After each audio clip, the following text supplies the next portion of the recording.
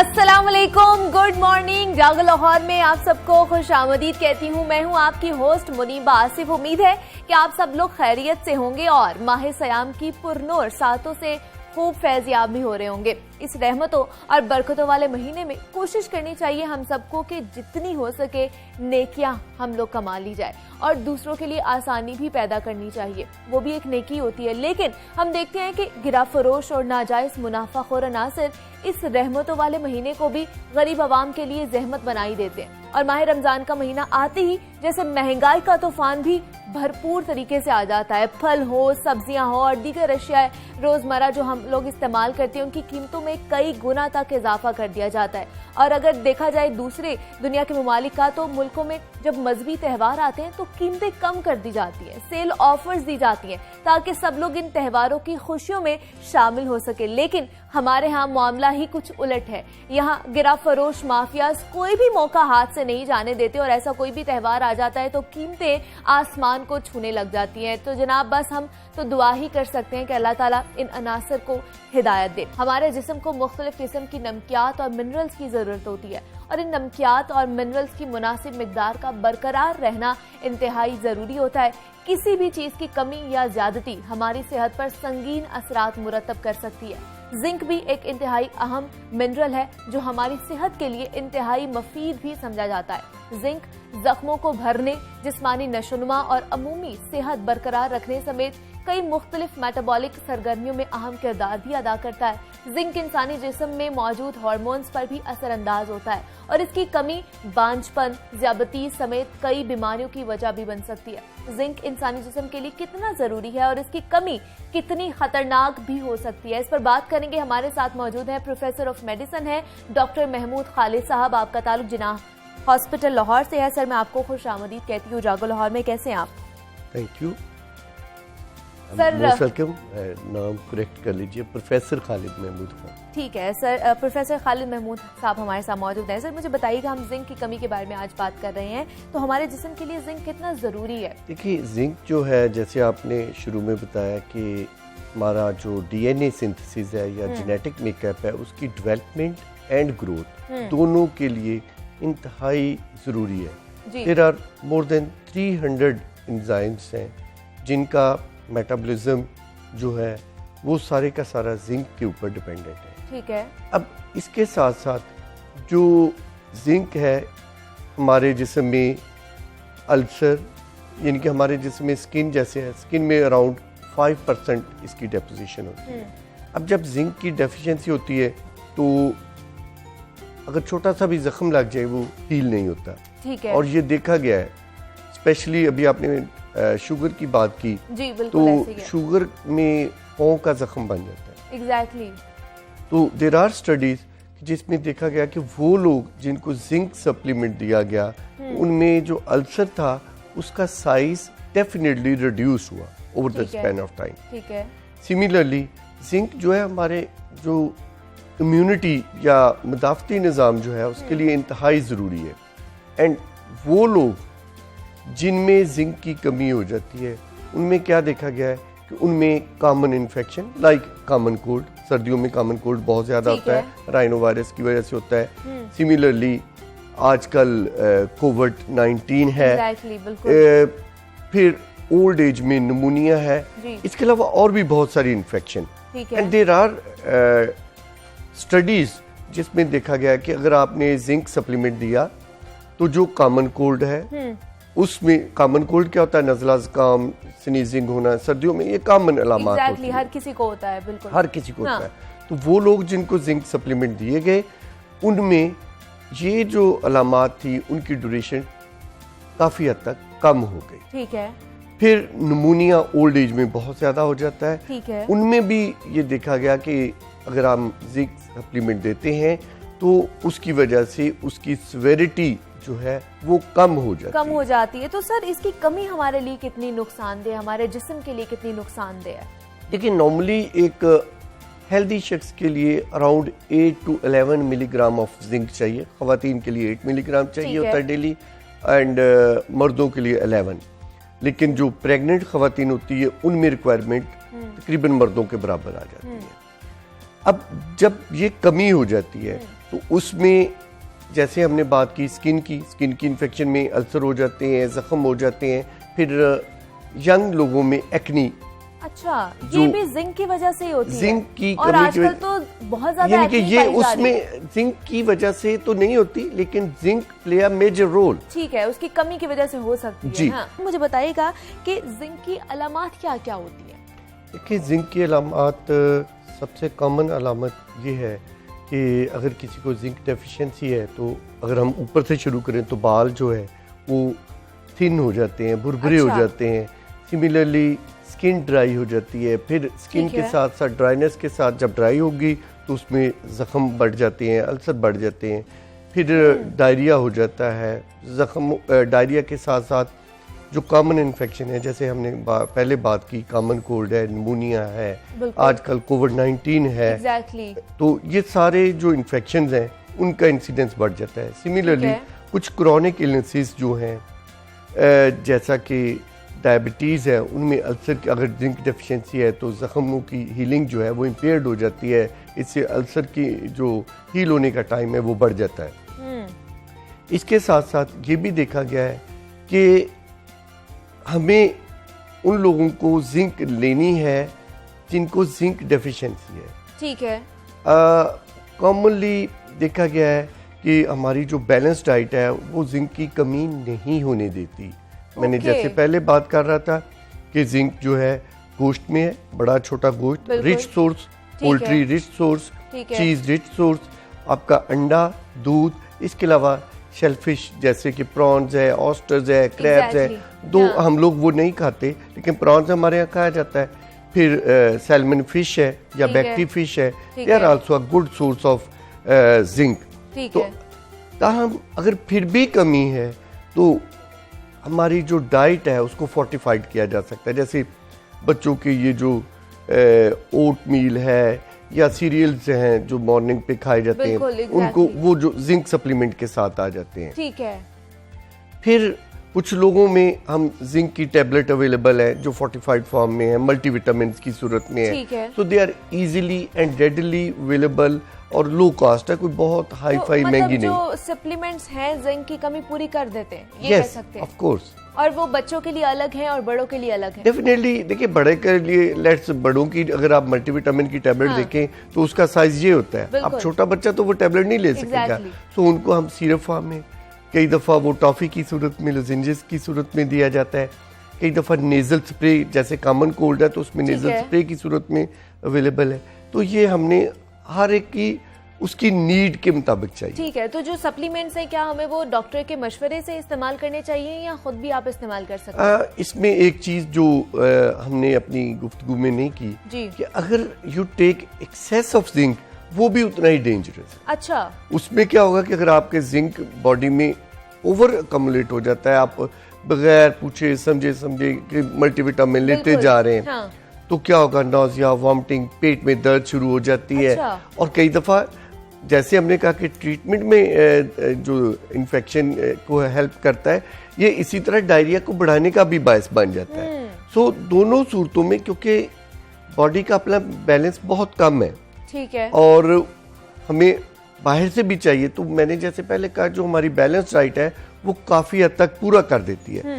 ताहम कुछ लोगों में जिनमें इम्यूनिटी कम है, मुदाफ़ती निज़ाम कमज़ोर है, उनमें हमें ये सप्लीमेंट देने पड़ते हैं। ठीक है। और कई दफ़ा वो शॉर्ट ड्यूरेशन के लिए होते हैं। होता क्या है कि पेशेंट को एक दफ़ा प्रेस्क्राइब कराए, उसके बाद उसने अपनी बहन भाइयों को भी शुरू कर दी, और वो जो कंटिन्यूस चल रहा है प्रोसेस, वो नुकसान दे। ठीक है। तो अगर आप लोग पेशेंट्स को रेकमेंड करते हैं, अगर प्रिस्क्राइब करते हैं कि सप्लीमेंट्स खा लें, तो कितनी देर के लिए आप लोग उनको कहते हैं? यूजुअली देखिए, यूजुअली हम ये होता है कि आपने महीने में 15 से 20 दिन के लिए देते हैं, फिर बीच में थोड़ा बहुत गैप दे देते हैं। और अगर कमी, जैसे लाइक एक पेशेंट है, क्रॉन डिजीज एक बीमारी है, उसमें क्या होता है, क्रॉनिक डायरिया होता है। अब ये पेशेंट ऐसे हैं जिनका एब्जॉर्प्शन कम होती, तो ऐसे पेशेंट में लॉन्ग टर्म भी देने पड़ते हैं, लेकिन otherwise short duration 1 to 3 months is more than sufficient. ठीक है। और सर, जो हामला खवातीन होती हैं, उनमें अगर जिंक की कमी हो जाए तो उनके लिए कितना नुकसानदेह, और जो उनके बच्चा है, जो उनका होने वाला बच्चा है, उनके लिए कितना नुकसानदेह होता है ये? जैसे मैंने शुरू में कहा कि अगर नॉर्मल औरत की रिक्वायरमेंट जो है वो 8 मिलीग्राम पर डे है। ठीक है। जो हामला खातून है उसकी रिक्वायरमेंट तकरीबन 11 मिलीग्राम पर डे मतलब बढ़ जाती है। बढ़ जाती है। सो उसको अपनी डाइट भी बढ़ानी है। अब कई दफ़ा उसको जो दूसरे प्रॉब्लम, जैसे हमने कहा कि उसको पहले 3 मंथ में हाइपरेमेसिस ग्रेविडेरम हो रहा था, वॉमिटिंग हो रही होती है, बिल्कुल ऐसे ही है। तो उस वक्त तो हम कई दफ़ा मेडिसिन दे भी नहीं रहे होते, और हमने मैक्सिमम कहा जाता है, पेशेंट से कहा जाता है कि वो कोई भी मेडिसिन विदाउट अपने डॉक्टर के मशवरे से ना ले, क्योंकि जो बच्चा है उसके ऑर्गन डेवलप हो रहे हैं। ठीक है। अब जैसे शुरू में हमारी बात का शुरू इस बात से हुआ था कि ये हमारे जेनेटिक मेकअप, हमारी डेवलपमेंट, हमारी ग्रोथ, हमारी इम्यूनिटी, इन सब के लिए जिंक जरूरी है। तो हमने ऐसी खातून जो कि प्लान कर रही है कि वो अपने बच्चे के लिए प्लान कर रहे हैं, हमल के लिए प्लान कर रहे हैं, तो उनको बिफोर हैंड अपने जिंक सप्लीमेंट ले लेना चाहिए। मे बी को उस शॉर्ट ड्यूरेशन में कई दफ़ा वो नहीं ले पाती, फिर जैसे ही वो बेहतर होती है तो उसको जिंक सप्लीमेंट की ज़रूरत होती है अलॉन्ग विद आयरन। हाँ, यहाँ पे एक बात कि अगर आपका जिंक की ज्यादती के आप बहुत ज़्यादा जिंक लेंगे तो उसका भी नुकसान ये होता है कि आपके जिस्म में कॉपर की कमी होना शुरू हो जाती है। सिमिलरली आयरन की कमी होना शुरू हुई तो वो उसका उल्टा नुकसान भी होना शुरू हो जाता है। तो इसलिए आपने बगैर डॉक्टर के मशवरे से जिंक नहीं लेनी। एग्जैक्टली आपने बगैर डॉक्टर के मशवरे से कोई भी चीज़ नहीं खानी। खासतौर पर हम जिंक की कमी की बात कर रहे हैं और वो किस तरह हमारे जिस्म को नुकसान भी पहुंचा सकता है, और अगर आप उसका अच्छा इस्तेमाल करेंगे, मुनासिब मिकदार में खाएंगे, तो वो हमारे जिस्म के लिए मुफीद भी है। हमारे साथ मौजूद थे प्रोफेसर खालिद महमूद साहब, प्रोफेसर ऑफ मेडिसिन थे, जिन्ना हॉस्पिटल से आपका ताल्लुक है। सर, बहुत शुक्रिया आपका कि आपने हमें वक्त दिया और आप यहाँ पर आए हैं। और नाज़रीन, मुझे लगता है कि आप लोगों को भी बहुत अच्छी अच्छी चीज़ें पता चली होंगी किस तरह आप अपनी जिंक की कमी को पूरा कर सकते हैं। यहाँ वक्त तो एक छोटी सी ब्रेक का, मिलते हैं इस ब्रेक के बाद।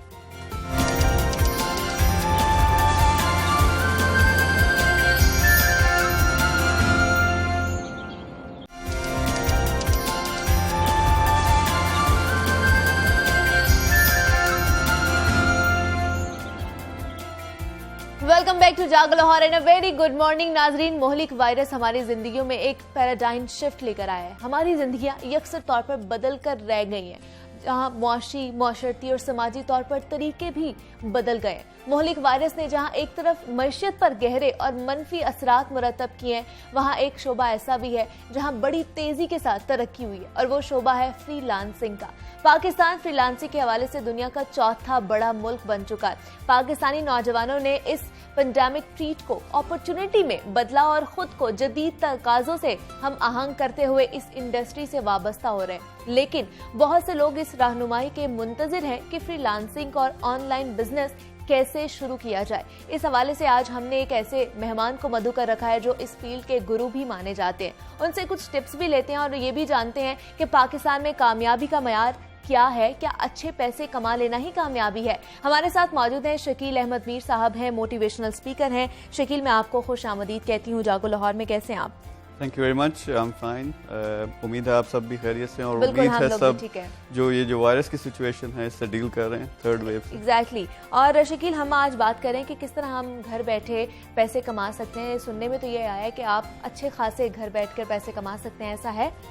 बिल्कुल भी ऐसा ही है, और मैं काफ़ी अर्सा हो गया इस चीज़ पे ऑनलाइन काम कर रहा था, ख़ासतौर पे नौजवानों को मोटिवेट करने की कोशिश कर रहा था। लेकिन उस तरह से पाकिस्तान में ऑनलाइन की तरफ लोग आते नहीं। वो समझते हैं कुछ 2 नंबरी हो जाएगी, शायद ये होता भी है या नहीं होता। लेकिन जब से ये कोरोना आया, मतलब कहते हैं कि हर आफत के पीछे कोई ना कोई शायद अच्छी चीज़ भी होती है, तो लोग इस तरफ माइल हुए हैं। यू वॉन्ट बिलीव इट कि जिस तरह इंडिया में और अब बांग्लादेश में मुल्क काफी तेजी से तरक्की कर रहे हैं। उसके पीछे वजह क्या है? Online business and freelancing. Exactly. बहुत बड़ी अपॉर्चुनिटी है। लोगों को अंदाजा नहीं है कि आप 20-25 हज़ार की नौकरी के पीछे धक्के खाते हैं, आप लाखों आसानी से घर बैठ के कमा सकते हो। This is freelancing. बिल्कुल ऐसे ही है, और हमने देखा भी है कि कोरोना की इस सिचुएशन में सबसे ज्यादा जिस इंडस्ट्री ने बूस्ट किया है वो फ्रीलांसिंग ही है। और क्या आपको क्या लगता है शकील के फ्रीलांसिंग कमाने के लिए कोई ट्रेनिंग जरूरी होती है हम लोगों को लेना? अच्छा, इसमें मैं थोड़ा सा पहले डिफरेंशिएट कर दूं कि जनरली मैं जो खुद पर्सनली सिखाता हूं लोगों को वो ऑनलाइन बिजनेस, उसमें काफ़ी सारी चीज़ें आती हैं। ठीक है। फ्रीलांसिंग एक है, फिर उसमें डिजिटल मार्केटिंग है, फिर उसमें ई कॉमर्स में आप आ सकते हो, फिर उसके अलावा यूट्यूब, सिंपल यूट्यूब का एक चैनल बनाओ, ख़वातीन जिस तरह कहती हैं कि हमें पता नहीं हम घर से क्या करें, मैं कहता हूँ खाना पकाना आता है ना, सिर्फ उसको रिकॉर्ड करना चाहिए, उसमें आपको खुद आने की भी जरूरत नहीं, रिकॉर्ड करना शुरू कर दें कि चिकन कढ़ाई कैसे बनती है, आप रोजाना खाना बना रहे हो। और उसके अलावा और बहुत सारी अपॉर्चुनिटीज़ हैं, तो ये बड़ी आसानी से लोग सीख के कर सकते हैं। जो आपने कहा कि ट्रेनिंग चाहिए, थोड़ी बहुत ट्रेनिंग लेनी पड़ेगी, लेकिन सारी की सारी ट्रेनिंग ऑनलाइन अवेलेबल है। ठीक है, क्योंकि हमारे नौजवान क्या करते हैं आजकल, वो ड्रामे देख रहे हैं, गाने देख रहे हैं, फिल्में देख रहे हैं, तो वही टाइम अगर थोड़ा सा उसमें, वो मैं उनसे रिक्वेस्ट करूंगा कि वो इस पे लगा दें कि फ्रीलांसिंग कैसे होती है, डिजिटल मार्केटिंग कैसे होती है, या यूट्यूब चैनल कैसे बनता है, तो वो बड़ी आसानी से फ्री में सीख के ये सब स्टार्ट कर सकते हैं। And I had some wonderful results. जिस तरह कुछ स्टूडेंट्स को, कुछ नौजवानों को मैंने पकड़ा एज एक्सपेरिमेंट, मैंने कहा मैं आपको सिखाता हूँ। ठीक है। हमने टारगेट ये रखा कि आपने 6 महीने में कम से कम 1 लाख महीने का कमाना। अच्छा। और उनमें से 90% से ज्यादा लोग जिन्होंने वाकई मेहनत की, वो 5-5, 10-10 लाख कमा रहे हैं महीने का। Very nice, very nice. और किस तरह से सीख सकते हैं ऑनलाइन, किस तरह सिखाते हैं आप उनको? अच्छा, इसमें डिफरेंट ऑप्शन मौजूद हैं। एक तो यूट्यूब पे अगर आप सर्च करो हाउ टू स्टार्ट फ्रीलांसिंग, कि फ्रीलांसिंग कैसे की जाए, बेशुमार इंफॉर्मेशन मौजूद है। सिंपल ये है, कुछ उसमें ट्रिक्स हैं कि आप सर्विस कौन सी ऑफर करोगे। मैं पहले शायद थोड़ा सा एक्सप्लेन कर दूं कि फ्रीलांसिंग है क्या, वो व्यूअर्स जिनको शायद ये पता ना हो।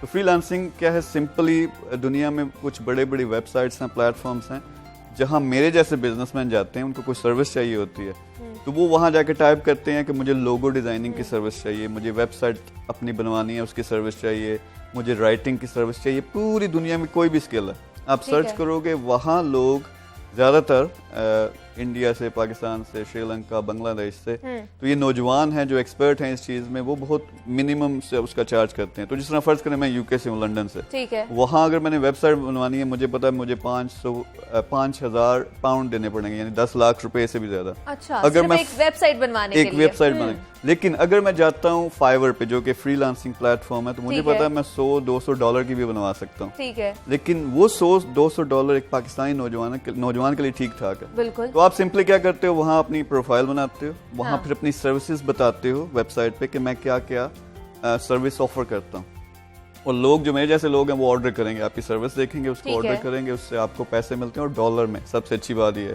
कि डॉलर में पैसे मिलते हैं। बिल्कुल ऐसे ही है। तो ट्रेनिंग में एक तो ये है, मेरा जो अपना बैकग्राउंड है, ऑनलाइन बहुत काम किया, खास तौर पे बाहर की दुनिया में। ठीक है।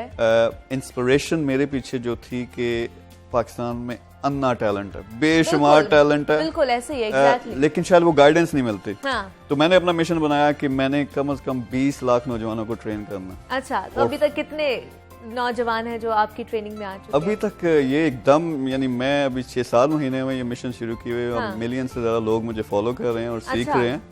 और अभी हमने लॉन्च किया कोई 2 हफ्ते पहले, सबके लिए फ्री, बिल्कुल।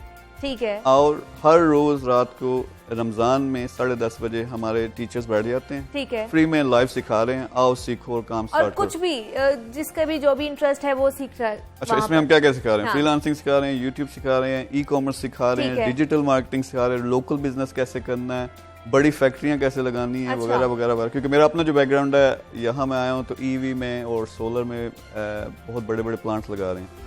यानी ओवरऑल मिशन क्या है, वो 2 मिलियन जो मैं पाकिस्तानी कहता हूँ, उसमें सिर्फ ऑब्वियसली सिर्फ स्टूडेंट्स नहीं है, इसमें ओवरसीज पाकिस्तानी बिल्कुल ऐसे ही है, जो पाकिस्तान के लिए बड़ा काम करना चाहते हैं, लेकिन उनको भी प्लेटफॉर्म नहीं मिलता।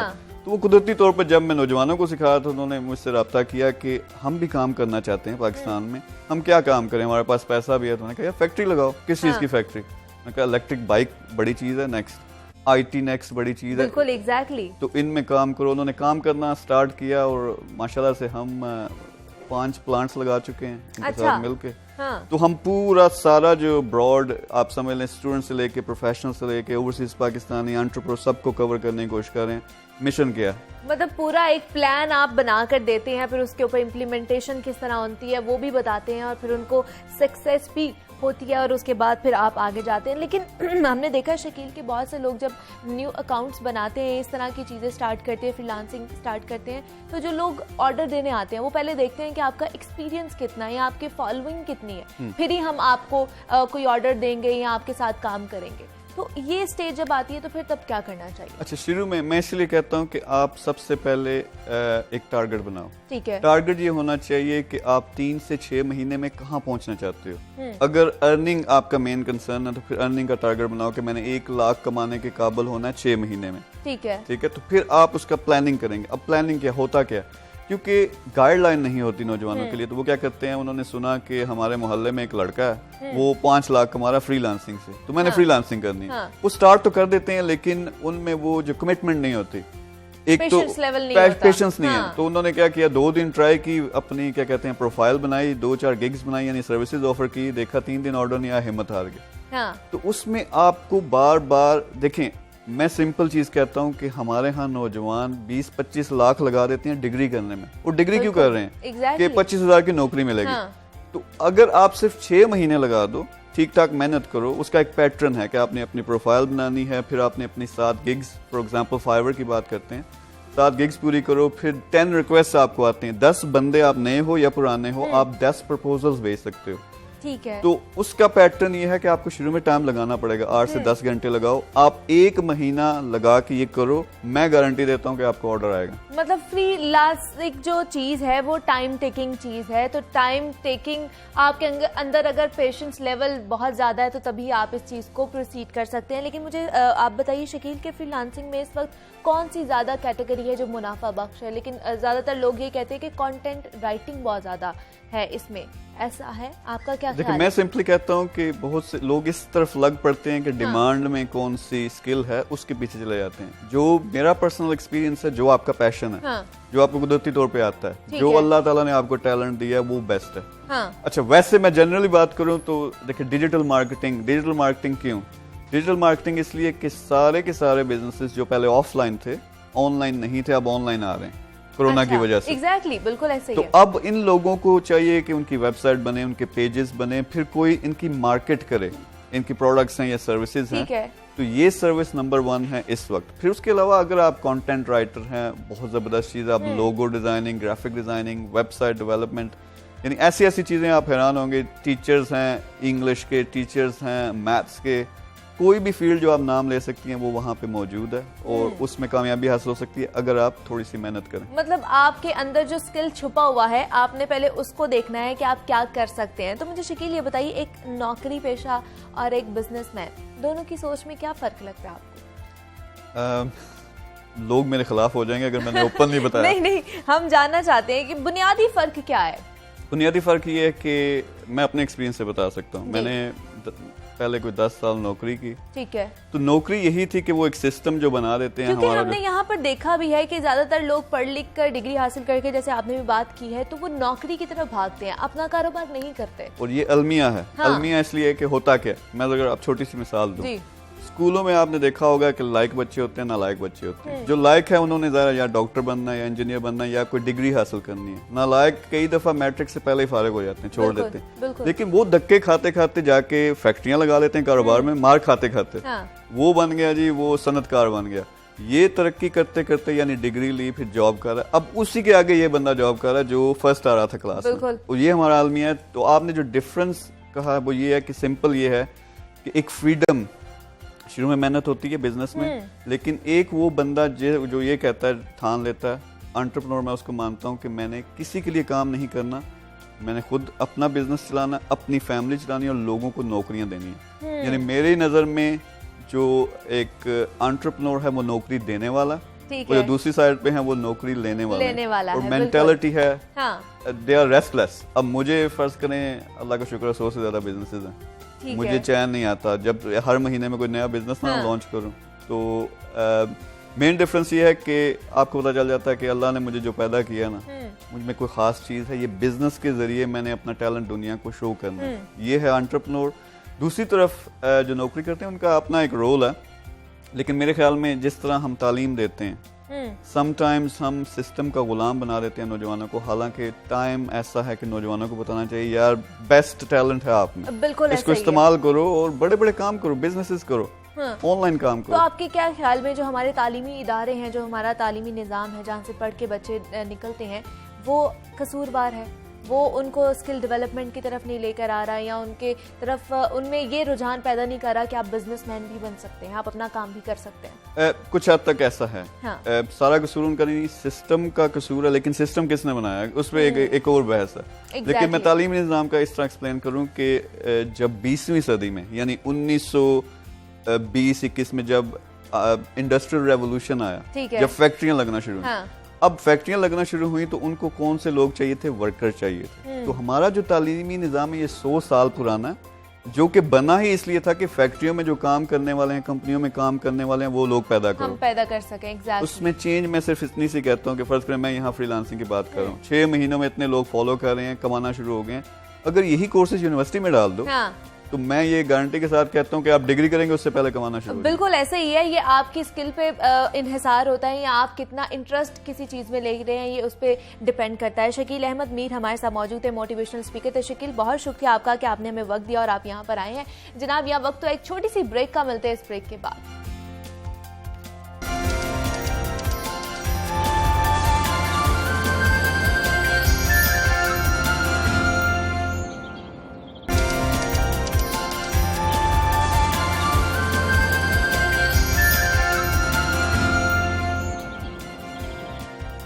वेलकम बैक टू जागो Lahore and a very good morning नाजरीन। अब कुछ बात करते हैं सोने शहर लाहौर के हवाले से, जहां ट्रैफिक एक संगीन मसला बनती जा रही है। पब्लिक ट्रांसपोर्ट के 2 बड़े मेगा प्रोजेक्ट्स मुकम्मल होने के बावजूद सड़कों पर बेहंगम ट्रैफिक का राज बरकरार है। सिर्फ यही नहीं, इससे भी बड़ा मसला पार्किंग का भी है। एक तो पार्किंग मिलती नहीं है, और अगर मिल भी जाए तो वहां ओवर चार्जिंग की जाती है। इसी तरह गैर कानूनी पार्किंग स्टैंड्स भी जगह जगह कायम किए गए हैं। इस हवाले से commissioner Lahore captain retired Mohammad Usman की जानिब से हंगामी बुनियादों पर इकदाम भी उठाए गए। पार्किंग माफियाज के खिलाफ क्रैकडाउन भी किया गया, अहकामात भी जारी किए गए, लेकिन कुछ भी काम नहीं आया।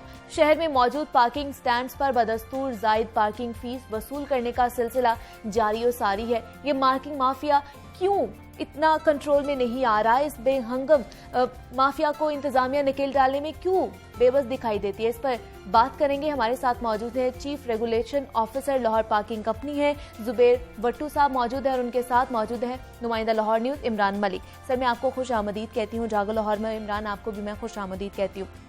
सर, हम देख रहे हैं पार्किंग स्टैंड्स का मसला एक आम मसला बनता जा रहा है। जहां पर फीस होती है 30 रुपए, वहां पर 100 रुपया वसूल की जाती है। तो ये माफिया क्यों नहीं इंतजामिया के कंट्रोल में आ रहा? बिस्मिल्लाहिर्रहमानिर्रहीम। कैप्टन रिटायर्ड उस्मान यूनुस साहब ने जब से कमिश्नर का चार्ज लिया है तो उन्होंने फोकस जिस चीज़ को किया है वो ये है कि ये इलीगल पार्किंग स्टैंड है या ओवर चार्जिंग है पार्किंग स्टैंड पर, इसको एड्रेस किया जाए। तो इस सिलसिले में कार्रवाई करते हुए हमारे जो इन्फोर्समेंट इंस्पेक्टर हैं उन्होंने अब तक जो है 12,60,000 रुपये इनको जुर्माना भी किया है। 42 लोग हैं जिनको जो है ना 42 पार्किंग स्टैंड है जिन पर ये जुर्माना किया गया है और जिनके खिलाफ कार्रवाई की गई है। इसके अलावा 3 FIR भी दर्ज कराई गई हैं।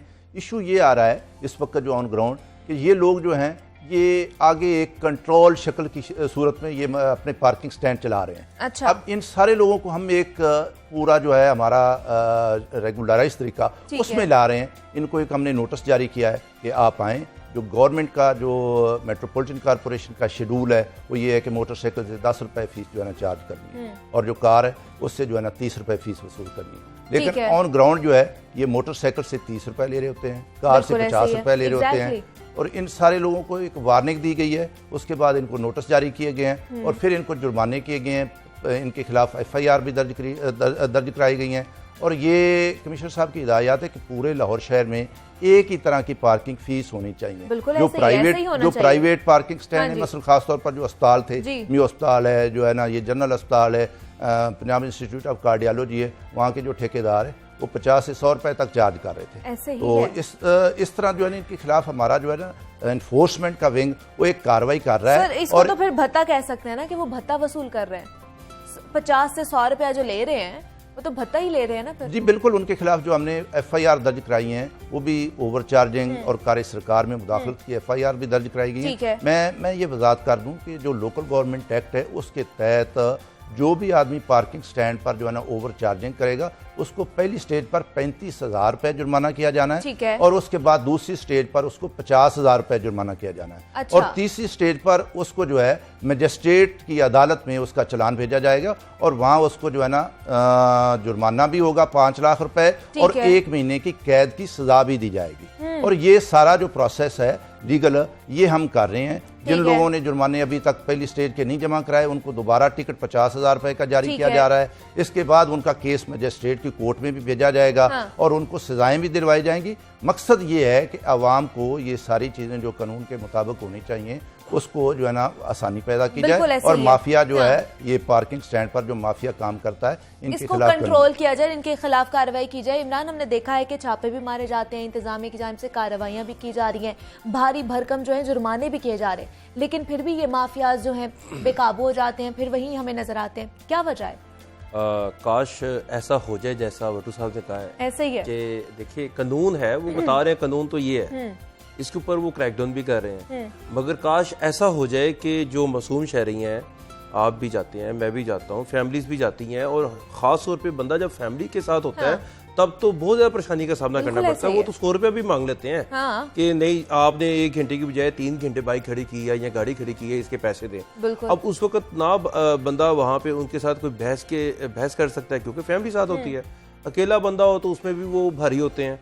अब मसला ये है कि आपके शहर में मेरी बात 206, 208, कोई 224 कहता है। अब आज तक हमें पता नहीं चला कि रजिस्टर्ड जो पार्किंग स्टैंड है वो इनके पास और रजिस्टर्ड जो है वो 206 हैं। ठीक है। मगर पार्किंग कंपनी वाले 206 कहते हैं। वट्टू साहब की बल्दिया उस्मा मेट्रोपॉलिटन कॉर्पोरेशन के चीफ हेड हैं रेगुलेशन के, तो ये कहते हैं कि 206 हैं इनके पास जो लिस्ट है।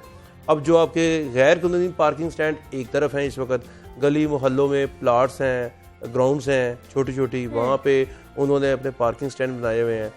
अब देखें आपका शहर है, आपके शहर में कोई एक चीज को पकड़ लें आप, बिल्कुल, चाहे वो तजावजात हो, चाहे वो पार्किंग हो, कोई एक चीज आप पकड़ लें, आपके शहर में आपकी ट्रैफिक जो है वो स्मूथ हो जाएगी। ठीक है, आपकी आप लाइन मार्किंग ना भी लगाए, लाइन मार्किंग लगाने का मतलब ये है कि आपने अगले को छूट दे दी है। बिल्कुल। आपने जुर्माना करने का मतलब ये है कि बेटा और कमाओ और हम जुर्माना करने आएंगे, तो और आपने अपना हदफ हमारा पूरा करना है, आप करते रहो। मकसद ये है कि कैप्टन साहब आए, इतनी जबरदस्त उनकी रेट है, उन्होंने आते साल ही ना ये मास्क समाजी फासले के हवाले से उन्होंने कार्रवाइयां की, बिल्कुल, रेस्टोरेंट्स बंद किए। उन्होंने 11 अप्रैल से पहले किसी एक बंदे का भी रेस्टोरेंट नहीं खुलने दिया। ऐसे ही हमने और देखा लोगों ने इतनी सिफारिशें की, अब जाके जो रेस्टोरेंट्स वाले उनको पता लग गया कि कैप्टन साहब ने रेस्टोरेंट नहीं खोलने दिए। इसी तरह पार्किंग साइट का मतलब है कि अगर उसने किया तो क्यों किया, मासूम शहरियों से क्यों पैसे लिए, बंद करें, उनको अंदर करें, महीने से पहले उसको परसू करते रहिए, वो बाहर ना आ सके, ताकि उसको सबक मिले, वो उसको लेसन जब मिलेगा तब भी जाके उसका दिमाग ठीक होगा। नहीं तो ये आपने भत्ता तो बड़ी कम की बात की, 224 पार्किंग साइट्स का मतलब है कि आपके शहर लाहौर में कम अज कम 1 अरब के करीब जो है रोजाना पार्किंग साइट से पैसे वसूल किए जा रहे हैं। और मैं अभी नहीं अगर डीसी लाहौर जो दानिश अफजाल थे उनकी बात ना करूं तो देखें, उन्होंने अपने जो अभी तक मुझे याद है 2020 के उन्होंने अगस्त में एक वो पूरी फाइल निकाली, उन्होंने पूरा सर्वे करवाया हुआ था। उन्होंने कहा कि 1000 से ज्यादा जो है वो गैर कानूनी पार्किंग साइट्स हैं, और अगर ये सही तरह रेवेन्यू जनरेट करना चाहें, पार्किंग कंपनी वाले हो खा बल्दिया उज़्मा वाले हो, तो 4 अरब के करीब जो है लाहौर शहर से रेवेन्यू जो है सालाना ये जनरेट कर सकते हैं। अच्छा, वो कह रहे हैं बड़े आराम से, और इतना पैसा इनके पास हो कि इनको बाहर जाने की जरूरत ही ना पड़े। ठीक है। हम आपको बताते हैं कि कॉर्पोरेशन का सबसे बड़ा जरिया आमदन क्या है, लारी अड्डे। लारी अड्डों से रेवेन्यू जनरेट होता है, वो इनके बजट में आता है, उसके एवज में ये उधर पैसे भी लगाते हैं, अपने दूसरे हेड भी सेट करते हैं। मगर इतना बड़ा हेड है आपका पार्किंग कंपनी का, अगर आपने कंपनी बना दी तो कंपनी वालों ने कहा हुआ है कि जी हमारा आपके साथ MOU साइन है, हम आपको सालाना जो है वो 70% या 60% देंगे और 75% वो देंगे इनको। अच्छा, क्योंकि ये उनका पेरेंट डिपार्टमेंट है, ठीक है, तो इनकी ये कंपनी आगे से, तो 75% भी आज मैं अगर स्टोरी निकालूं तो वो नहीं मिला होगा। बिल्कुल सही है। आपके शहर में 224 ही रहने हैं क्या पार्किंग स्टैंड?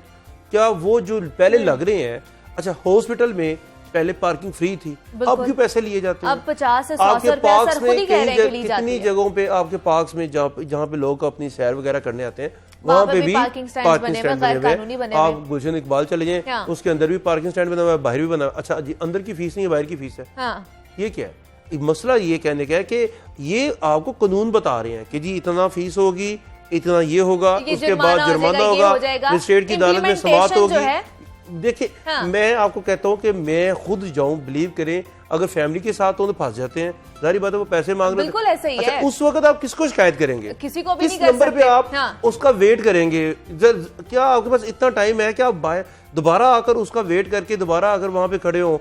नहीं, इस तरह नहीं होना चाहिए। ये इस तरह होना चाहिए। आपके माल लोड है, हाँ, सारी दुनिया को पता है, ये नकी मार्केट है, ये पैनोरामा सेंटर है, इसके सामने 2 पार्किंग स्टैंड लगाते हैं, ठीक है, सरकारी जगह है, सरकारी साइड से। हम आज तक वहीं पे क्लियर नहीं कर सके। ऐसे ही है। और यानी हमने कि देखा 20 भी है रुपए की सर बजाय कि आप 50 लोग रुपए। इस तरह छापे भी मारते हैं, कार्रवाई भी करते हैं, उस टाइम तो आप लोग क्लियर करा देते हैं, लेकिन जिस तरह ही इंतजामिया वहां से जाती है वो दोबारा से वहीं पर आ जाते हैं, बराजमान हो जाते हैं, वैसे ही ट्रैफिक का बुरा हाल हो जाता है, बेहंगम चीजें हो जाती हैं। देखिए, जो पार्किंग वाला फंक्शन है, ये मेट्रोपॉलिटन कॉरपोरेशन लाहौर का फंक्शन है लोकल गवर्नमेंट एक्ट के तहत। लेकिन 2012 में जब लाहौर पार्किंग कंपनी बनी तो ये फंक्शन जो है, पार्किंग फीस की वसूली, पार्किंग स्टैंड को मैनेजमेंट, ये सारा फंक्शन कंपनी के पास चला गया। अब कंपनी लाहौर में जो है ना पार्किंग के इश्यूज को एड्रेस कर रही है। पार्किंग वाले जो इशू सारे आ रहे हैं, उनमें जो स्टैंड इन्होंने बताया मलिक साहब ने 224, उनको भी जो है ना वो सर्वे करके जो है ना बढ़ाया जा रहा है। अच्छा। इसके अलावा जो फीस है पार्किंग की, वो भी रिवाइज की जा रही है। मकसद तो यही है कि लोगों को जो है ना चीज़ों का फ़ायदा पहुँचे। लाहौर पार्किंग कंपनी ने 75% जो अपनी आमदन होती है वो कारपोरेशन को देनी है, लेकिन वो भी हमारा उनके साथ अभी तक चल रहा है। उन्होंने हमें जो है ना हमारा प्रॉपर शेयर जो है वो नहीं दिया। कोई एक चीज मैं कहता हूँ ठीक कर दे, हाँ। शहरी बहुत खुश होंगे, बहुत रिलीफ और मिल जाएगा बिलीव कसम करें। से। चले, हाँ। चीनी का मसला तो छोड़ दे, ठीक है, सफाई का मसला भी छोड़ दे। आप जिस मसले को हाथ डालते हैं ना, वो इतना ज्यादा मसाइल उसमें होते हैं, हाँ। कि इतनी ज्यादा हमारे पास खबरें आ जाती हैं कि हम कहते हैं हमें नजर आ रहा है, इनको क्यों नहीं नजर आ रहा? ये तो सीट भी इनके पास है, हाँ। ये तो एक्शन भी कर सकते हैं। जुबैर भट्टू साहब हमारे साथ मौजूद थे, चीफ रेगुलेशन ऑफिसर थे लाहौर पार्किंग कंपनी के, और इमरान अकबर भी हमारे साथ मौजूद थे। मैं आप दोनों का शुक्रिया अदा करती हूँ कि आपने हमें वक्त दिया। अब जान लेते हैं जनाब, ये तो एक मसला हम लोगों ने डिस्कस कर लिया है जो शहर लाहौर का बहुत बड़ा मसला है। एक और भी मसला है महंगाई का मसला, जिसका तूफान जो है वो काबू में नहीं आ रहा। अब्दुल कादिर हमारे साथ मौजूद है, उनसे जानते हैं कि महंगाई की क्या सूरत हाल है, मार्केट में जो चीजें हैं वो मिल रही हैं या नहीं मिल रही। अब्दुल कादिर बताइए, क्या देख रहे हैं आप, क्या सूरत हाल है मार्केट में महंगाई की? आज बिल्कुल ओपन मार्केट में महंगाई की बात की जाए तो महंगाई जो है वो दिन ब दिन बढ़ती जा रही है। अशियाए ज़रूरिया की कीमतों में इजाफा देखने को मिल रहा है, जबकि अशियाए ज़रूरिया की जो दस्तयाबी है ओपन मार्केट में वो भी एक चैनल जो है वो बनता हुआ दिखाई दे रहा है, क्योंकि किल्लत और सप्लाई जो है वो दोनों साथ साथ चल रही हैं। और चीनी की बात की जाए तो ओपन मार्केट में चीनी जो है वो इस वक्त परचून और करियाना दुकानों पर दस्तयाब नहीं है, जबकि आटे की किल्लत जो है वो भी अब सर उठाने लगी है और आटा जो है उसकी भी सप्लाई जो है वो बुरी तरह मुतासर हो रही है ओपन मार्केट में। और चीनी जो है वो तो शहरियों को दस्तयाबी है। यही वजह है कि रमज़ान बाज़ारों और यूटिलिटी स्टोर पर सबसे ज़्यादा जो रश दिखाई देता है वो चीनी की खरीदारी पर ही दिखाई देता है। और ब्रायलर गोश्त की कीमत की बात की जाए तो ब्रायलर की कीमतों में भी मुसलसल इजाफे का रुझान जो है वो जारी है। आज भी ब्रायलर गोश्त की कीमत में 3 रुपये का इजाफा किया गया, 351 रुपये फ़ी किलो से कीमत बढ़ाकर 354 रुपये फ़ी किलो मुकर्रर की गई है, जबकि रवां हफ्ते ब्रायलर गोश्त जो है वो 31 रुपये फ़ी किलो तक गैर मामूली तौर पर महंगा हो चुका हुआ है। रमज़ानुल मुबारक है, रमज़ान का आज चौथा रोज़ा है और जो सब मसाले हैं उनकी कीमतों में भी जो है वो इजाफा हो रहा है, क्योंकि हर घर में अफ्तार के मौके पर जो है वो नींबू पानी का इस्तेमाल होता है, साथ साथ ही पकोड़े और जो समोसे हैं उनका भी इस्तेमाल होता है। तो इनमें इस्तेमाल होने वाले जितने भी इंग्रेडिएंट्स हैं, चाहे वो प्याज हो, आलू हो, लहसुन, अदरक, तमाम की कीमतें जो हैं वो अवामी कुव्वत ख़रीद से बाहर दिखाई दे रही हैं। आलू की कीमत जो है वो आज भी 1 रुपया महंगी की गई है, रोज़ाना की बुनियाद पर 1 रुपया महंगी कर दी जाती है। 46 रुपये फ़ी किलो सरकारी कीमत है, लेकिन ओपन मार्केट में ठीक है जी। अब्दुल कादिर हमारे साथ मौजूद थे, मार्केट की सूरत हाल के हवाले से बताए थे। अब्दुल कादिर बहुत शुक्रिया आपका जनाब। यहाँ वक्त तो एक छोटी सी ब्रेक का, मिलते हैं इस ब्रेक के बाद।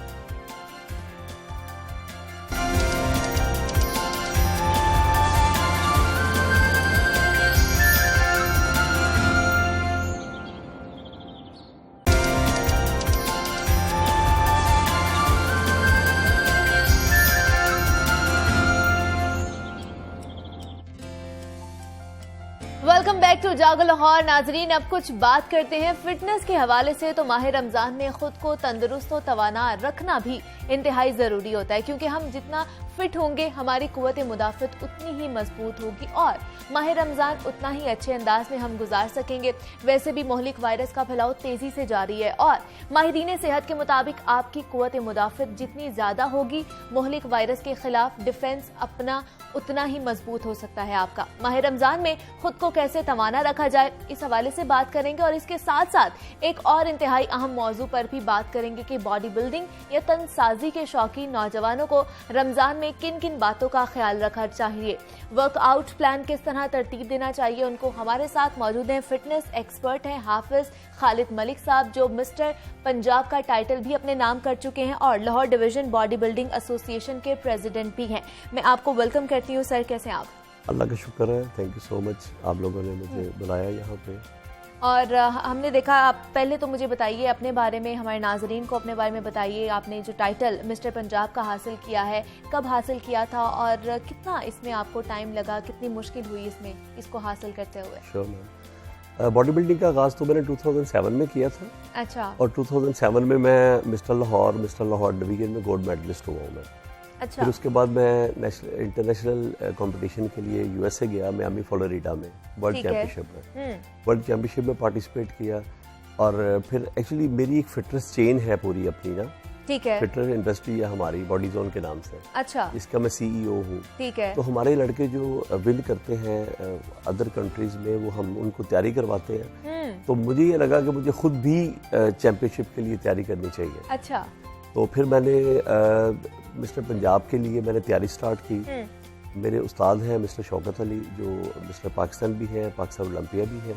ठीक है। तो उन्होंने मुझे 3 माह में, यानी हिस्ट्री में फर्स्ट टाइम ऐसा हुआ है कि कोई बॉडी बिल्डर 3 मंथ में तैयार हुआ हो।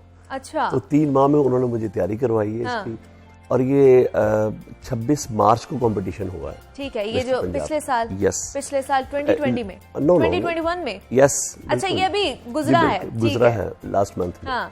तो ये एक निजी होटल में हुआ था। ठीक है। तो अल्लाह का शुक्र है, फिर उसके लिए डेफिनेट आपको मेहनत तो करनी पड़ती है। और मुझे तो मेरे उस्ताद जो थे उन्होंने सुबह शाम सर पे खड़े होकर ट्रेनिंगें करवाई हैं माशाल्लाह। अच्छा। तो इसी तरह फिर अल्लाह का शुक्र है, अल्लाह ताला ने मुझे कामयाबी दी है। ठीक है। और मुझे बताइए बॉडी बिल्डिंग में मतलब कौन इंस्पिरेशन थी आपकी, किससे मिली, किसको देखकर आपको इंटरेस्ट पैदा हुआ कि मुझे इस साइड पर जाना है? मैडम एक्चुअली मेरे जो फ्रेंड्स हैं ना सारे बॉडी बिल्डर थे।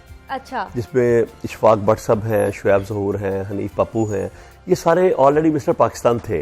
अच्छा। तो हमारा बैठना उठना भी इकट्ठे ही था। हाँ। तो ये मुझे हमेशा कहते थे कि हम सबके पास टाइटल है, तुम्हारे पास टाइटल नहीं है, तो तुम भी थोड़ा हमारे साथ मेहनत करो तो इंशाल्लाह हम तुम्हें करवाएंगे। अच्छा। यानी बल्कि लास्ट जब मेरी अभी पंजाब की तैयारी चल रही थी तो मिस्टर इशफाक भट्ट साहब जो मिस्टर पाकिस्तान है, वो स्पेशली मुझे मेरे टीचर के साथ खड़े होकर ट्रेनिंग करवाने आते थे। हाँ। और हनीफ पप्पू हैं, शुएब ज़हूर हैं, हमारे पंजाब बॉडी बिल्डिंग फेडरेशन के प्रेसिडेंट हैं, मेरे बड़े अच्छे बेस्ट बडी भी हैं और मेरे बिजनेस पार्टनर भी हैं। तो वो भी माशाल्लाह मिस्टर पाकिस्तान थे, इंटरनेशनल लेवल पे काफ़ी विन करके आए टाइटल उन्होंने। तो एक्चुअली कहते हैं ना कि आपकी जो कंपनी है, जो एनवायरनमेंट है, उसका बड़ा रोल होता है आपकी ज़िंदगी में।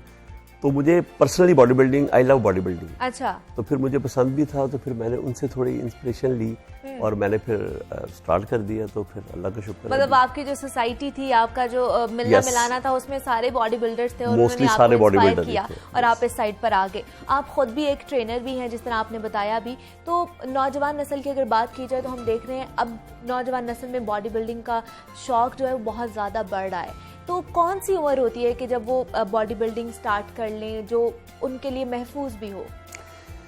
अच्छा, इसके लिए ये है कि बॉडी बिल्डिंग स्टार्ट करने के लिए और ख़त्म करने के लिए कोई एज नहीं है। अच्छा। हाँ, लेकिन आप जब अपने टीन एज से ऊपर आ गए हैं, आप आफ्टर 20 ईयर्स आप ट्रेनिंग स्टार्ट कर सकते हैं। यानी अगर आप 20 साल के हैं, ट्रेनिंग स्टार्ट करते हैं। पहली बात तो ये है कि लोगों का आम कॉन्सेप्ट ये है कि आपकी हाइट रुक जाती है छोटी उम्र में ट्रेनिंग करने से। अक्सर नोट करें आप, लोग कहते हैं जी हाइट रुक जाती है। ऐसा कुछ नहीं है। अच्छा।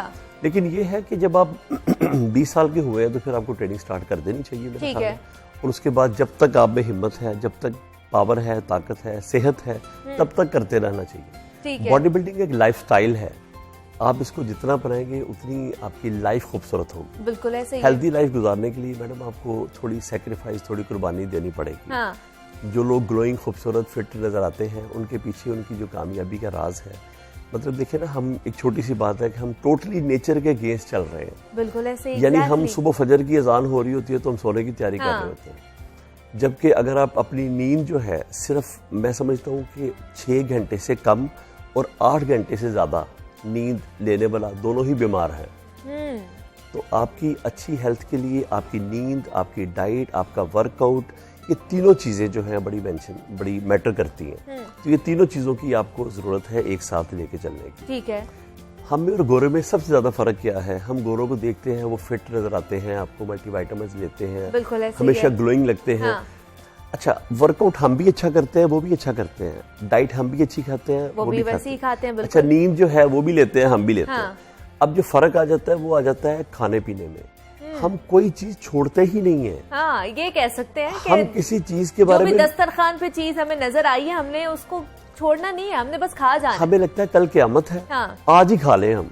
ऐसे ही तो है। जो ओवर ईटिंग है ना मुनीबा, ये एक ऐसा जहर है जो आप अपने अंदर भर लेते हैं, वो किसी वक्त भी ब्लास्ट हो जाता है। बिल्कुल और ऐसे उसके ही, बाद exactly। फिर आपको शुगर, ब्लड प्रेशर, इस तरह की चीज़ें जो हैं, फिर ये सारी आपको घेर लेती हैं। बीमारियां जो है ये Yes। लाहक हो सकती हैं जब आप इस तरह की चीज़ों में पड़ जाते हैं। लेकिन हम देख रहे हैं कि आजकल रमज़ान भी चल रहा है, जिसमें हम लोगों ने इफ्तारी भी करनी है, सहरी भी करनी है, और कोई आपके पास ना एक प्लान नहीं है, चार्ट प्लान नहीं है कि आपने इतना खाना है।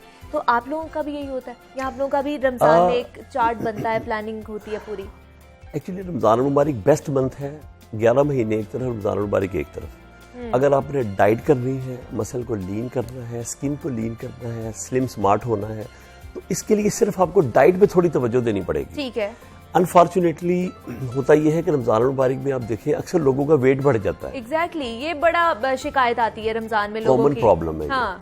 प्रॉब्लम ये है ना मैडम कि हम सारा दिन जो भूखे रहते हैं ना, हम वो भूखे तो अल्लाह के हुक्म से ही हम रहते हैं। हाँ। लेकिन जैसे ही वो हमारी टाइम स्टार्ट होता है ना खाने वाला, हाँ। उसमें फिर हम सारा कुछ ही भूल जाते हैं। बिल्कुल ऐसे ही है। फिर हम ये जो मुर्गन गज़ाएं और ये फ्राइड चीज़ें, डीप फ्राइड चीज़ों के बारे में मैं आपको एक बात कहना चाहूँगा कि सबसे ज़्यादा आपकी मेमोरी को डैमेज करती है ये जो ऑयल है, ये जो घी हम खाते हैं। अच्छा। आपकी स्किन जो है इसको डैमेज करता है ऑयल जो है। बिल्कुल। डीप फ्राइड चीज़ें हमेशा आपकी, ये जो एम्प्टी कैलोरीज चीज़ें हैं, ये जंक फूड जितना भी है, ये टोटली ही नुकसानदेह है आपकी बॉडी के लिए। हाँ। तो सुबह मॉर्निंग में जब आप उठते हैं सहरी के लिए, तो लाइट सी सहरी करें। ठीक है। बहुत ज़्यादा दबा के खाएंगे, नमाज के बाद सोना है आपको। बिल्कुल ऐसे ही है। हाँ। उसमें यह है कि आपको प्रॉब्लम हो सकती है रोज़े में। बहुत सारी प्रॉब्लम्स हो सकती हैं, एसिडिटी हो सकती है और भी बहुत सी प्रॉब्लम है। तो मैडम ये है कि जितना आप कम खाएंगे उतना आप हेल्दी लाइफ गुजारेंगे। और दूसरा ये एक शिकायत आती है कि हम लोग रमज़ान में, नौजवान नस्ल जो है, उनको एक मसला ये भी होता है कि हम लोग किस वक्त जो है अपना वर्कआउट करें, इफ्तारी से पहले या सहरी के बाद। ये बड़ा प्यारा क्वेश्चन है आपका। ये बहुत सारे लोग, बहुत सारे स्टूडेंट्स हमारे आजकल मुझे कॉल करके ये पूछ रहे हैं। हाँ। मैं वैसे अफ्तारी से पहले अपना वर्कआउट कंप्लीट करता हूँ, अच्छा। और 10 मिनट बाद अफ्तारी का टाइम होता है, तो फिर ठीक उसके है। बाद आप आराम से अपना जस्ट प्रोटीन, कार्ब आपने लेने होते हैं। ठीक है। उसके बाद कोई वर्कआउट नहीं है। हाँ। तो वर्कआउट का बेस्ट टाइम जो है, मैं समझता हूँ कि अगर आपका स्टेमिना है, आपकी हेल्थ इजाज़त देती है, एक बंदे की ना एक विल पावर भी होती है। बिल्कुल ऐसे कुछ ही लोग है। होते हैं जो डेफिनेट रमज़ान मुबारक में उनकी विल पावर थोड़ी वीक हो जाती है, वो नहीं कर पाते, तो फिर उनके लिए तो आफ्टर अफ्तारी ही बेस्ट रहेगी ट्रेनिंग। क्योंकि बहुत से लोग होते हैं ना, अफ्तारी का वक्त जो करीब आ रहा होता है, उनके जो है ना वो ड्रेन हो रही होती है उनकी एनर्जी, तो वो नहीं भी कर बिल्कुल सकते। ऐसे ही है। तो इफ्तारी के बाद कर सकते हैं। अफ्तारी के बाद कर हाँ। सकते हैं। अब उसमें यह है कि आपको किसी तरह के कोई इशू होने का चांसेस नहीं है। ठीक है। और बहुत से लोगों को हमने ये भी देखा है कि वो रमज़ान के रोज़े इसलिए भी नहीं रखते, जो बॉडी बिल्डर्स हैं, कि वो ये कहते हैं कि हमारे मसल्स सुकड़ ना जाएं अगर हम रोज़ा रखेंगे। ऐसा है कुछ? बिल्कुल ऐसा नहीं है, कुछ भी ऐसा नहीं है। अच्छा। बल्कि मैं समझता हूँ कि रमज़ान मुबारक में ट्रेनिंग करने से आप 3 माह ट्रेनिंग कर लें, रमज़ान मुबारक 1 महीना कर लें, वो ज़्यादा बेस्ट है आपके लिए। अच्छा। आप मसल को अगर आप स्ट्रॉन्ग करना चाहते हैं तो आप आफ्टर अफ्तारी लाइट सी अफ्तारी करें। ठीक है। नमाज के बाद ट्रेनिंग स्टार्ट करें, तो माशाल्लाह फिर आप उसका रिजल्ट ज़्यादा अच्छा आएगा, क्योंकि आप एक फास्टिंग के बाद, एक 16 घंटे के बाद आपकी डाइट आपको मिली है बॉडी को, वो बड़ी अच्छा रिस्पॉन्स करेगी। तो वरना तो ये कॉन्सेप्ट रॉन्ग है कि अगर आप मसल सुकड़ जाते हैं रमज़ान मुबारक में, हाँ। या इस तरह है, ऐसा कुछ नहीं है। मतलब ये सिर्फ मिथ्स ही है, Yes, ऐसा कुछ भी no, नहीं है, no, इसमें इसकी रियलिटी कुछ भी नहीं है। कोई तो reality नहीं। जो बॉडी बिल्डिंग कर रहे हैं ऑलरेडी इस ड्यूरेशन में, रमजान के ड्यूरेशन में, उनकी क्या डाइट होगी, वो क्या खा सकते हैं, क्या नहीं खा सकते? अच्छा मुनीबा, इसमें ना मैन टू मैन वेरी करती है ये बात। ठीक है। आपकी बॉडी अपनी है, मेरी बॉडी अपनी है, मेरी डाइट भी चेंज है, आपकी डाइट भी चेंज बिल्कुल। है, आपकी स्किन टोन चेंज है, अगर आप स्लिम करना चाहते हैं तो आपकी डाइट उस हिसाब से होगी। ओके। अगर आप अपने वेट को बढ़ाना चाहते हैं तो आपकी डाइट उस हिसाब से होगी। ठीक है। अच्छा, लेकिन अगर आप प्रोटीन डाइट पे आ जाते हैं ना तो ये दोनों के लिए बेस्ट है।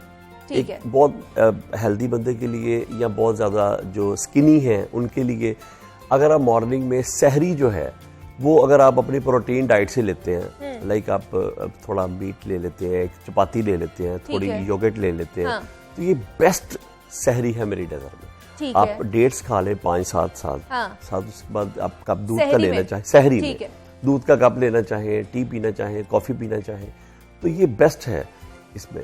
ठीक है। और उसके बाद फिर अफ्तारी में सबसे अहम बात तो अफ्तारी की आ जाती है। बिल्कुल क्योंकि- ऐसे ही, एग्जैक्टली, क्योंकि दस्तरखान तो उसमें सजना होता है आप बिल्कुल लोगों का। ऐसे ही है। अफ्तारी में ये है कि मैं तो वैसे 5-6 डेट्स ले लेता हूँ। ठीक है। और साथ दूध ले लेता हूँ। अच्छा। दूध बड़ी बेस्ट चीज़ है, एक मुकम्मल ग़िज़ा है, अपनी लाइफ में शामिल करें, इसको कभी भी स्किप ना करें दूध। ठीक है। और उसके बाद ये है कि फ्रूट्स ले लें, आप जो सीजनल फ्रूट्स हैं आपके वो खाएं, और मैं तो कहूँगा बस यही खाएं, इससे ज़्यादा आप कुछ ना खाएं।